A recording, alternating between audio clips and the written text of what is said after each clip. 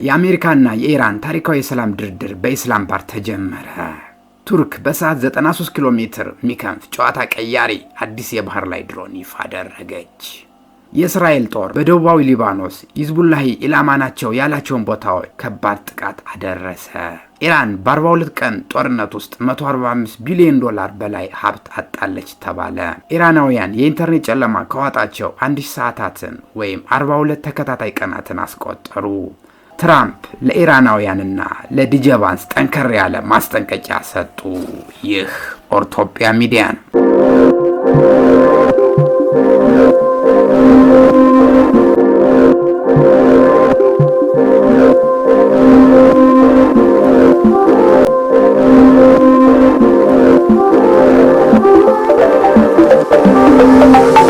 ሰላም ጤና ይስጥልን ክቡራንና ክቡራት የኦርቶፒያ ሚዲያ ተከታታዮች፣ በየዕለቱ ትኩስና ወቅታዊ ዓለም አቀፍ የፖለቲካና ቢዝነስ ፈጠራና ቴክኖሎጂ፣ ሃይማኖታዊ ኩነቶችን፣ መዝናኛና ታሪካዊ ክንዋኔዎችን እንዲሁም ዜናዎችን በየዕለቱ እናቀርባለን። በየጊዜው አዳዲስ መረጃዎችን ለመከታተል ፈጥነው እንዲደርሱ ሳብስክራይብ እንዲያደርጉ እያለን መረጃዎቹን ለወዳጅ ዘመዶ እንዲደርስ ሼር ማድረጉን እንዳይዘነጉም በመጠቆም ቪዲዮዎችንም ከወደዷቸው ላይክ እንዲሁም መጋቢ አስተያየቶን ከኮሜንቱ ላይ እንዲያስቀምጡልን በማለት እንደ ሁልጊዜው እስከ መጨረሻው አብራችሁን ቆዩ እያለን ወደ ዕለቱ አጫጭር መረጃዎች እናልፋለን። አሜሪካ ለአጋሯ እስራኤል F-151 ሪም የጦር አውሮፕላን ላይ 7 ባለ 2000 ፓውንድ ባንከር በስትር ቦምብ አስታጠቀች። ይህ እስራኤልን በዓለማችን ሁለተኛው ባለ 2000 ፓውንድ ባንከር በስትር ቦምብ ባለቤት ያደርጋታል ተባለ። ሩሲያና ዩክሬን የትንሣኤን በዓል በማስመልከት ከቅዳሜ ሰዓት ጀምሮ እስከ እሁድ እኩለ ሌሊት የሚቆይ የ32 ሰዓት የተኩስ አቁም ስምምነት አደረጉ። የኢራን ፓርላማ የአሜሪካንና የእስራኤል መርከቦች በሆርሙዝ ወሽመጥ በኩል እንዳያልፉ አዲስ ረቂቅ እቅድ ማቅረቡን ሲሰማ፣ ይህ እቅድ የአሜሪካንና የእስራኤል መርከቦች ፍጹም እንዳያልፉ መስመሩንም እንዳይጠቀሙ በዘላቂነት እገዳ የሚጥል ሲሆን በቀጣይ ሳምንት በፓርላማ ቀርቦ ይጸድቃል ተብሏል። በዕለቱም የጠላት መርከቦች እንዳያልፉ መከልከል፣ ከመርከቦች ክፍያ መሰብሰብ፣ የኢራንን ገንዘብ ማጠናከር፣ ፋርስ ባህረ ሰላጤ የሚለውን ስም ጥቅም ላይ እንዲውል ማድረግ እና ሌሎችም የተለያዩ ሀገራዊ ውሳኔዎች ይወሰናሉ ተብሏል። በፓኪስታን ኢራን አምባሳደር ሮዛ ሞጋድን የኢራን ሉካን ቅዳሜ ዕለት ከአሜሪካ ጋር ለሚያደርጉት ድርድር ወደ ፓኪስታን ማምራቱን ተከትሎ በኤክስ ገጻቸው ላይ ያሰፈሩትን መልእክት በድንገት ማጥፋታቸው አነጋጋሪ ሆኗል። በመካከለኛው ምስራቅ እየተባባሰ የመጣውን ጦርነት በዓለም አቀፍ የነዳጅ አቅርቦትና ዋጋ ላይ እያሳደረ ያለውን ጫና ተከትሎ የታንዛኒያው መንግስት ሁሉም የከፍተኛ ባለስልጣን በአንድ አውቶቡስ እንዲጓዙ ወሰነ። የመካከለኛው ምስራቅ አልፎም የዓለም የሰላም ተስፋ ያደረገው ሁሉም የዓለም ሕዝብ በትኩረት የሚጠብቀው የአሜሪካና የኢራን የሰላም ድርድር ዛሬ በኢስላማባድ ይካሄዳል። በድርድሩ አሜሪካ በምክትል ፕሬዝዳንቷ ዲጀባንስ ስትወከል፣ ኢራን ደግሞ በፓርላማው አፈ ጉባኤ መሐመድ ባገር ጋልቢፋ ትወከላለች። በሁለቱም ወገኖች መካከል ያሉት ሶስተኛ ወገን ጣልቃ ገብነትና የመሪዎች ሰጣ ገባ ንግግሮች ውስብስብ እንደሚያደርጉት ቢገመትም በአንድ መድረክ ንግግሩን መፍታት አስቸጋሪ እንደሚሆን የኢስላማባዱ መድረክ ጦርነቱን በዘላቂነት ለማቆም የሚያስችል ካርታ ወይም የጋራ የስራ ዕቅድ ይቀረጽበታል ተብሎ በጉጉት እየተጠበቀ ሲሆን፣ ሁሉም የዓለም ማህበረሰብ አይንና ጆሮ በፓኪስታኗ ኢስላማባድ ማድረጉን እየተነገረ ሲሆን፣ ድርድሩም በሰላም ተቋጭቶ ቀጠናው ወደ ቀድሞ መረጋጋቱ እንዲመለስ በጉጉት እየተጠበቀ ነው። ሊባኖስ ከእስራኤል ጋር የሚደረገውን ተኩስ አቁም ድርድር የምትሳተፈው ከንግግሩ በፊት ሙሉ በሙሉ ተኩስ አቁም ላይ ከተደረሰ ብቻ እንደሆነ የፕሬዝዳንት ጽህፈት ቤት ልጧል። እስራኤል በበኩሏ በሊባኖስ የሚገኘውን የሂዝቡላህ ኢላማዎች ላይ የምታከናውነው ወታደራዊ እርምጃ እንደማታቆም በይፋ አስታውቃል። በዋሽንግተን ለማካሄድ የታሰበው ውይይት የሂዝቡላህን ትጥቅ ማስፈታትና ቀጣይነት ያለው ቀጠና ማረጋገጥ ላይ ያተኮረ ነው ተብሏል። ይህ በእንዲህ እንዳለ የሊባኖስ ጤና ጥበቃ ሚኒስቴር ሮብ ዕለት ባወጣው መግለጫ በእስራኤል ጥቃት የተገደሉ ሰዎች ቁጥር 357 መድረሱን አስታውቋል። ፍርስራሾቹ እየተፈተሹና ተጨማሪ ተጎጂዎች እየተገኙ በመሆኑ የሟች ቁጥር እስካሁን የመጨረሻው አለመሆኑ ሚኒስተሩ በአስቸኳይ አስታውቀዋል። ሆስፒታሎች በተጎጂዎች ተሞልተዋል። ሰብአዊ ቀውሶችም ከቁጥጥር ውጭ እየሆኑ ይገኛል ተብሏል። ይህ ችግር ተከትሎ በሚቀጥለው ሳምንት በአሜሪካ አስተናጋጅነት በሁለቱ አገራት መካከል የተኩስ አቁም ድርድር ይደረጋል ተብሎ ይጠበቃል። ዓለም አቀፍ ማህበረሰብ በሊባኖስ እየፈሰሰ ያለውን ደም በአስቸኳይ እንዲያቆም ግፊት እያደረገ ሲሆን ይህ የአምባሳደሮች ንግግር እንደ መልካም ጅማሮ ታይቷል።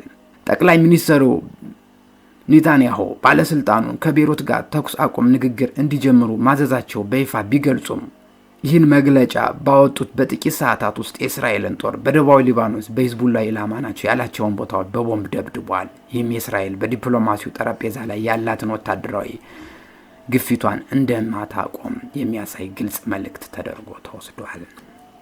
እስራኤል ስፔንን ከጋዛ ሲቪል ወታደራዊ ማስተባበሪያ ማዕከል ወይም ሲኤምሲሲ ማገዷን ስታሳውቅ ለዚህ ውሳኔ ምክንያት የጠቀሰችው ስፔን ጸረ እስራኤል አድሎ አላት የሚል ሲሆን በሁለቱም ሀገራት መካከል ያለው ውጥረት በከረረበት ወቅት ስፔን አምባሳደሯን ወደ ሀገሯ መጥራቷና የእስራኤል ወታደራዊ እርምጃዎችን መተቸቷ ይታወሳል። በአሜሪካና ኢራን መካከል ሰላም እንዲወርድ እያሸማገለች የምትገኘው ፓኪስታን የመከላከያ ሚኒስትሯ ያሰራጩት መልእክት በእስራኤል ዘንድ ቁጣ አስነሳ።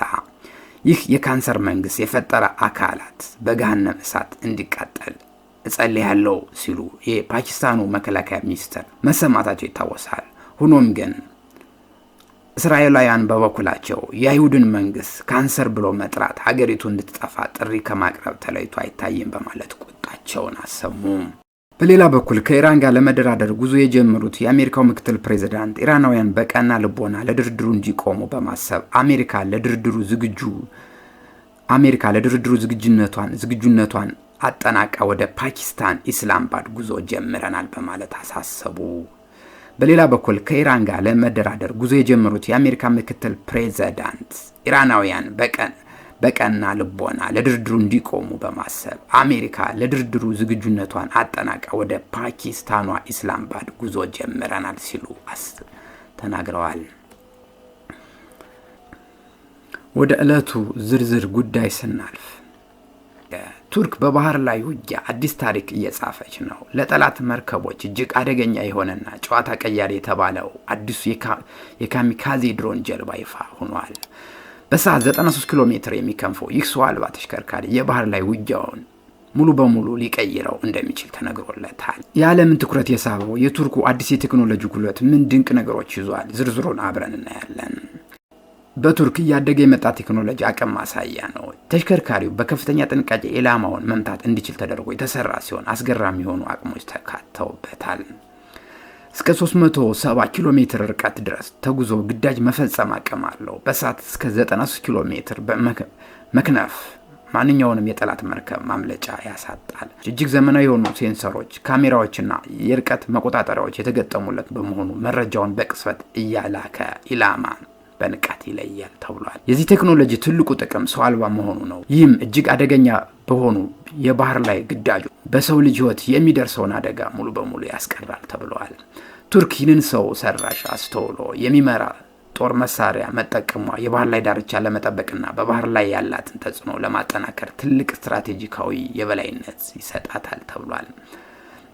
በአሁኑ ወቅት ያላት የዓለም ጂኦፖለቲካዊ ውጥረት ሀገራት መከላከያ ዘርፍ አዳዲስ ፈጠራዎችን እንዲያስተዋውቁ እያስገደደ ነው። ቱርክም በዚህ ዘርፍ ያላትን ቀዳሚነት ለማስመስከር በቁርጠኝነት እየሰራች መሆኑን ይህ አዲስ የባህር ላይ ድሮን ትልቅ ማረጋገጫ ሆኗል። የቱርክ መከላከያ ኢንዱስትሪ አሁን ከሰማይ አልፎ በባህር ላይ የበላይነቱን እያረጋገጠ ይገኛል። የአሜሪካና የኢራን ታሪካዊ የሰላም ድርድር በኢስላማባድ ተጀመረ። ዓለም ትንፋሿን ውጣ የምትጠብቀው ያ ወሳኙ ቀን ደረሰ። ለብዙ ዓመታት በጠላትነት የቆዩት አሜሪካና ኢራን ዛሬ ላይ ፊት ለፊት ተገናኝተዋል። በመካከለኛው ምስራቅ በዓለም ሰላም ላይ ትልቅ ለውጥ ያመጣል የተባለው ይህ ታሪካዊ ድርድር በፓኪስታን አስተናጋጅነት በይፋ ተጀምሯል። ውጤቱ ምን ይሆን? አብረን እናያት። የዚህ ታሪካዊ ድርድር አስተናጋጅ ፓኪስታን ናት። ጠቅላይ ሚኒስትር ሼህባዝ ሻሪፍ የሚመራው የፓኪስታን ከፍተኛ ልዑካን ቡድን የውጭ ጉዳይ ሚኒስትሩንና የጦር አዛዡን በማካተት በሁለቱ ኃይሎች መካከል ድልድይ ለመሆን ጥረት እያደረገ ይገኛል። አሜሪካ በከፍተኛ ተጽዕኖ ፈጣሪ ግለሰቦች የተገነቡ ቡድን ልዑካን በምክትል ፕሬዝዳንት ዲጄ ቫንስ የሚመራው ይህ ቡድን ፕሬዝዳንት ትራምፕ አማችና በሰላም ስምምነት ልምድ ያላቸው ጃርዴን ኩሽነር እንዲሁም ልዩ መልእክተኛው ስቴቨን ዊትኮፍን ያካተተ ነው። በኢራን በኩል ደግሞ የፓርላማው አፈ ጉባኤ መሐመድ ባገር ጋሊባፍ፣ የውጭ ጉዳይ ሚኒስተሩ አበስ አርጊቼ እና የብሔራዊ ደህንነት ምክር ቤት አባል የሆኑት መሐመድ ባገር በጠረጴዛው ዙሪያ ተገኝተዋል። ድርድሩ ቀላል አይደለም። ሁለቱም ወገኖች ጠንካራ ቅድመ ሁኔታዎች ይዘው ቀርበዋል። በኢስላማባዱ ድርድር ሲጀመር ዋይት ሀውስ ሁለት ዋና ዋና ግቦችን ይዛ ቀርባለች። አንደኛው የኒውክሌር ስጋት መግታት ሲሆን፣ ሁለተኛው ደግሞ የዓለምን ኢኮኖሚ ያስጨነቀው የሆርሙዝን ባህረ ሰላጤ ጉዳይ ነው። ዲጄ ቫንስ እነዚህን ከባድ ጥያቄዎች ይዘው ወደ ጠረጴዛ ይቀርባሉ ተብሏል። በጥቅሉ አሜሪካ የምትፈልገው ኢራንን የዩራኒየም ማበልጸጊያ እንድታቆም፣ የሚሳኤል ክምችቷን እንድትገድብና በሆርሙዝ ሰርጥ ለዓለም አቀፍ ንግድ ክፍት እንዲሆኑ ናቸው ተብሏል። በመሐመድ ባገር ጋሊፋ የሚመራው የኢራን ከፍተኛ ልኡካን ድርድር ከመጀመሩ በፊት ሁለት ነገሮችን ማሟላት አለባቸው ብለዋል። የመጀመሪያው በሊባኖስ ተኩስ አቁም እንዲደረግና በመቀጠልም በውጭ ሀገር የታገዱ የኢራን ንብረቶች በአስቸኳይ እንዲለቀቁ እፈልጋለሁ ማለታቸውን አነጋጋሪ ሆኗል። ኢራን በበኩሏ እነዚህ ጠንከር ያሉ ጥያቄዎች እንዲመለሱላት ትፈልጋለች። የተጣሉባት ማዕቀቦች ሙሉ በሙሉ በአስቸኳይ እንዲነሱ፣ ለደረሰባት የኢኮኖሚ ጉዳት ካሳ እንዲከፈላትና የአሜሪካ ጦር ከቀጠናው ለቆ እንዲወጣ ትፈልጋለች ተብሏል። ይህ ድርድር መስመር ከያዘ ለዓለም ኢኮኖሚ፣ ለጸጥታ ሁኔታ ትልቅ ረፍት ይሆናል። በተለይ በነዳጅ ዋጋ፣ በባህር ትራንስፖርት ላይ የሚታየው ውጥረት ይቀንሳል ተብሎ ይታመናል። ሆኖም በሁለቱ ወገኖች መካከል ያለው ልዩነት ሰፊ በመሆኑ ዓለም ውጤቱን በጉጉት እየጠበቀች ነው። ይህ በእንዲህ እንዳለ የአሜሪካው ፕሬዝዳንት ዶናልድ ትራምፕ በፓኪስታኗ መዲና ኢስላማባድ ከኢራን ጋር የሚደረገው ወሳኝ የዲፕሎማሲ ውይይት አስቀድሞ በቴህራን ላይ ያላቸውን ጠንከር ያለ አቋም በድጋሜ ገልጸዋል። ፕሬዝዳንቱ በማህበራዊ ገጻቸው ባስተላለፉት መልእክት ኢራናውያን በእጃቸው ምንም አይነት የድርድር አቅም የላቸውም ሲሉ ወቅሰዋል። ፕሬዝዳንት ትራምፕ የኢራንን ልብ የሚያሸብር መልእክት አስተላልፈዋል። ድርድሩ ካልተሳካ የአሜሪካ የጦር መርከቦች የአየር ድብደባውን ለመቀጠል ምርጥ ጥይቶችን እየጫኑ መሆኑን ተናግረዋል። ይህ ማስጠንቀቂያ የተሰጠው ምክትል ፕሬዝዳንት ዲጄ ቫንስና ወደ ፓኪስታን አቅንተው ድርድሩን ለመምራት በዝግጅት ላይ ባሉበት ወቅት ነው ተብሏል። ውጥረቱን ይበልጥ ያባባሰው ደግሞ የኢራን ፓርላማ እያዘጋጀው ያለው አዲስ ህግ ነው። የኢራኑ ከፍተኛ የህግ አማካሪ ኢብራሂም አዚዝ እንደገለጹት ከአሜሪካና ከእስራኤል ግንኙነት ያላቸው የነዳጅ ታንከሮች በሆርሙዝ ባህር ውስጥ ለዘላለም ሙሉ በሙሉ እንዳያልፉ የሚከለክል ረቂቅ ለፓርላማ ሊቀርብ ነው ብሏል። ይህ ደግሞ የዓለማችን የነዳጅ ገበያ እጅጉን ሊያናጋ የሚችል እርምጃ ነው ተብሏል። የዛሬው የኢስላማባድ ድርድር በዓለም ሰላም ይወሰናል ተብሏል። ትራምፕ በጉልበት ኢራን ደግሞ በቅድመ ሁኔታ ተፋጠዋል። ውጤቱን አብረን እናያለን።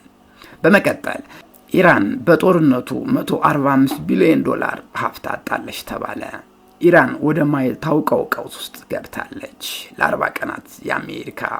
ለ40 ቀናት በአሜሪካ በእስራኤልና በኢራን መካከል የተካሄደው አስከፊው ጦርነት በኢራን ላይ ታሪክ የማይረሳው ጥቁር ጠባሳ ጥሎ አልፏል።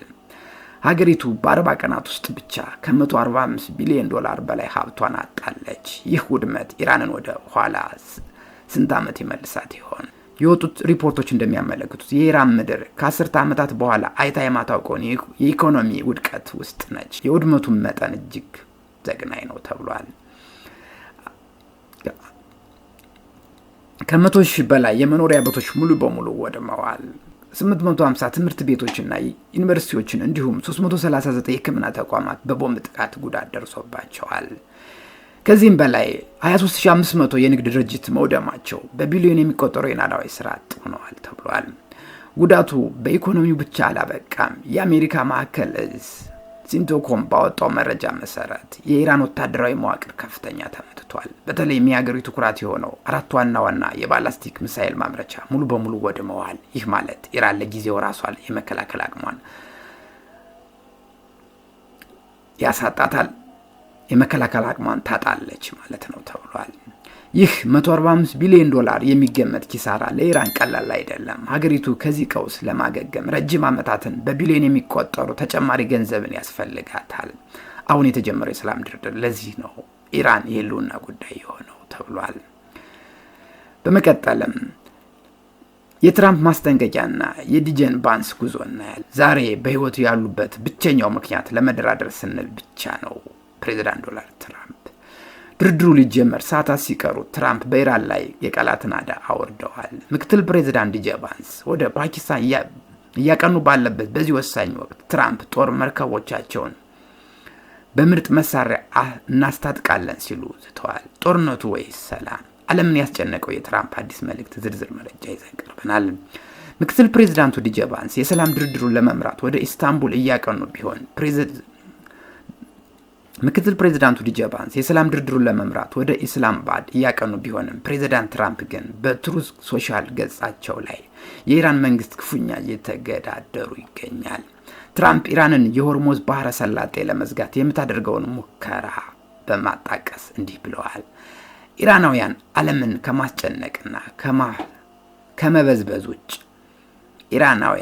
ከማስጨነቅና ከመበዝበዝ ውጭ ሌላ ምንም የመደራደሪያ ካርድ የላቸውም። አክለውም ዛሬ በህይወት ያሉበት ብቸኛው ምክንያት ለመደራደር ስንል ብቻ ነው ሲሉ እጅግ አስደንጋጭ ማስጠንቀቂያ ሰጥተዋል።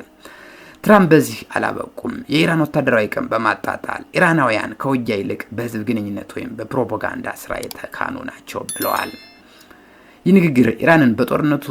ይህ ንግግር ኢራን በጦርነቱ የደረሰባትን ውድመት ተከትሎ የተሰነዘረ ሲሆን ለኢራን ልኡካን ቡድን ትልቅ የሞራል ጫና እንደሚሆን ይጠበቃል። ፕሬዚዳንቱ ለኒውዮርክ ፖስት በሰጡት ቃል ደግሞ ድርድሩ ካልተሳካ አማራጮች ወታደራዊ ኃይል መሆኑን በግልጽ ተናግረዋል። ድርድሩ ካልተሳካ የአሜሪካ የጦር መርከቦች በድጋሚ በምርጥና ዘመናዊ ጦር መሳሪያዎችን ይታጠቃሉ ሲሉ ዝተዋል። ይህ ዲጄ ቫንስ በኢስላማባድ ጠረጴዛ ዙሪያ ለሚኖረው ድርድር ትልቅ አለይታ ወይም ደግሞ በኢራን ላይ የተደቀነ ትልቅ ስጋት ተደርጎ ተወስዷል። በአንድ በኩል ዲጄ ቫንስ ዲፕሎማሲያዊ፣ በሌላ በኩል ደግሞ የትራምፕ ጦርነት ማስጠንቀቂያ። ኢራንን ከነዚህ ሁለት አማራጮች የቱን ትመርጥ ይሆን? ውጤቱን አብረን እናያለን። ወደ ሌላ መረጃ ስናልፍ ኢራን በታሪክ አይታው የማታውቀውን የጨለማ ዘመን እያሳለፈች ነው ተባለ።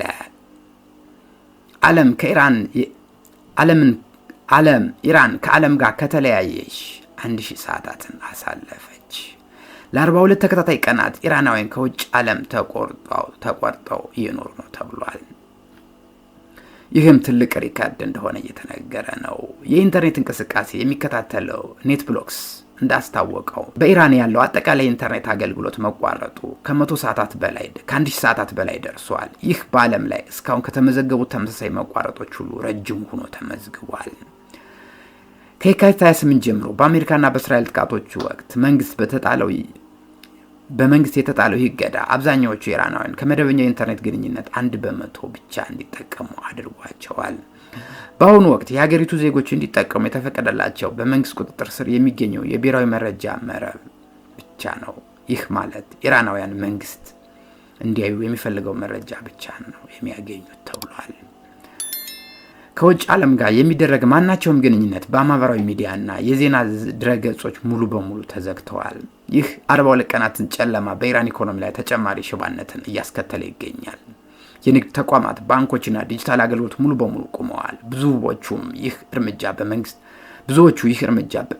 መንግስት በሀገሪቱ እየተካሄደ ያለውን ማንኛውም ተቃውሞ ወይም የጦርነት ውድመት ዓለምን እንዳያየው ለማድረግ የተጠቀሙበት ዘዴ ነው ሲሉ ይተቻሉ።